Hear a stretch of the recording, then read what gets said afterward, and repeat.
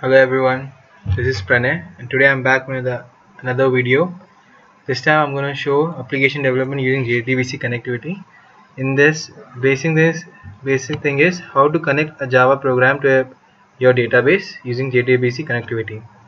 And this is an application we have. In that we have to insert a new order, modify the order details, delete a record from the order table, and search the supply details based on the product ID. This is our program. So let us create the program first. So let's go to NetBeans. So this is the NetBeans here. So here what I've done is I've created a class. In that class I made a menu kind of thing, and for each menu I am calling a function. So if I type 1, that's for new order. If I type 2, that's for modification query. If I type 3, it's for delete query. If I type 4, this search query it will go. And the main functions are in this class. The class is the company operations. So here what I'm doing is, the first thing to connect to any JDBC connectivity using JDBC through into a database is, first thing is that you have to register that driver. So here in this case we are using an Oracle driver, oracle.jdbc.driver.oracle driver. So what I did is I kept it in a string named JDBC driver, and for registering I use this function class.forName JDBC driver. So this will register my driver. It has an exception, class not found exception, that can be handled here using try catch. And one more thing is that you have to connect to your database. So you should have your database URL in a string, that is JDBC Oracle, then @localhost. Your port number is 1521 and XC is your version. Your username is a system and my password is my name, Pranay. In this case I've taken two variables of type connection and statement, and I've also created a scanner. Okay, scanner object. So to connect to any database, connection is equal to driver manager dot get connection. In that your arguments are, your parameters are your URL, the username and the password. If it is successfully done, then your database is connected. Now, and for insert query, this is the insert query. So the insert query, we are just getting the values from the user, the order ID, the order date and everything. I'm formatting it and I'm creating an SQL statement like this: insert into order 1, order ID, order date, customer ID plus values, question mark, question mark, question mark. This is a kind of an SQL statement where, and you can use a prepared statement, and you create an object for that prepared statement, and through that object you can execute the SQL statement. The best thing about this object or this interface is that you can directly give the values of any data type to these question marks. So for example, here we have taken an int value. We can directly give an int value to this question mark. It need not be of string type. For example, date, and same for it, that int. That is the best part about using prepared statement. Okay, and then we have to execute this statement using .execute update, and we can give our own output, and we can check later in our database whether this new row is inserted or not. Similarly, in after all these operations done, we close our statement and our connection too, and this gives an exception of maybe an SQL exception or a pass exception. Now we'll go to the modification query. Same thing. In this you use a SQL query of update, order, set, whatever you want. Using prepare statement you can give the values like whatever you want. Okay, and here I've used an option of if you want to update date or customer ID. That depends upon the option you choose. Now in the delete query, it is simple. Same, I've used the prepare statement, delete from order 1 where order ID equal to question mark, and the question mark is here is order ID. Based on the order ID I'm deleting it. Now in search, it is based on the product ID. So I'm getting the product ID from the user. I'm searching in the supply for the same product ID. If it is available, I'm returning all the values in that product ID. Let us see whether it works out or not. So let me run this program.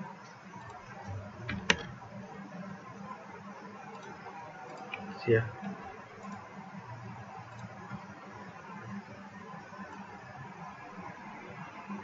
so as you can see in the database operation, it's asking me for a option to choose. There are 4 options. Option 1 is for new orders, second is for modify the order details, third is to delete from the order table, and fourth is to search the supply details based on the product ID. So I'm choosing option number 1. So here I'm inserting a new value, for example named of order ID of 114.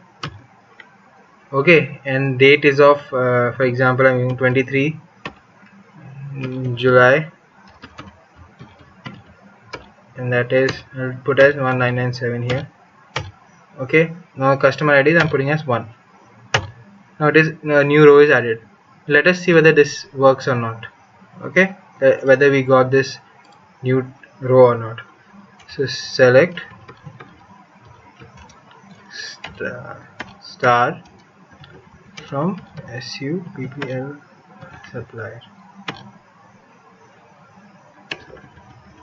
So it's the order table. Okay. So yeah, you can see here 114 23rd July 97 customer ID. Now let us modify the customer ID for the same row. So this we can do using modification query. So let's run that. I was asking again for the option. Let's go and modify the table. Now for which column we would like to update, that is press 1 for order date or 2 for customer ID. So let us update the customer ID. So enter the updatable order ID. So for which order you want to update it. So I'm putting it as 114 as per our database, you can see it. So now enter the customer ID. So I want my customer ID, the new customer ID to be as, for example, 2. Okay, now enter. Now it is updated. Let us see whether it is updated to in the database or not. So yeah, so as you can see, the previous customer ID was 1, here the customer ID is 2. So it is updated. Okay, now we'll check the other delete option. Now we'll delete this new row that we have added. Okay, so let us delete that. So we'll run this file. I'll select option number 3. Okay, enter the order ID to be deleted. I want the 114 to be deleted. Now it is deleted. Let us check whether it is deleted or not. First there were 11 rows selected. Now let us see the order table. Now there are only 10 rows.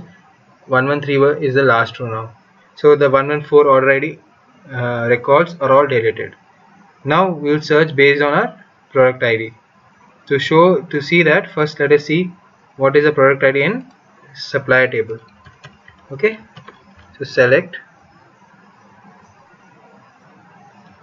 star from supplier. Now you can see we have all the product IDs here. So based on this we can get the values. Now let us check that. Okay, now I'll run again. I'm searching supply details based on product ID. So let us see whether it works out or not. So it is asking me for the product ID. So let us take the value 2000 here. Okay, and the result you can see here in the Java program.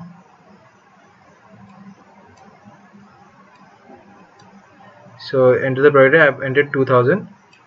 The values are 2, BB, F, their date, and 2000 is your product ID. As for the database, you can see SID is 2, BB, F female, your S date, and PID. As you can see, our JDBC connectivity was connected, JDBC connectivity through Java by registering it through Java and getting a connection using get connection, and our database was connected properly, and we could use all these functions and execute them. I think our experiment was successfully completed. I hope you have enjoyed and learned something from this video. Have fun.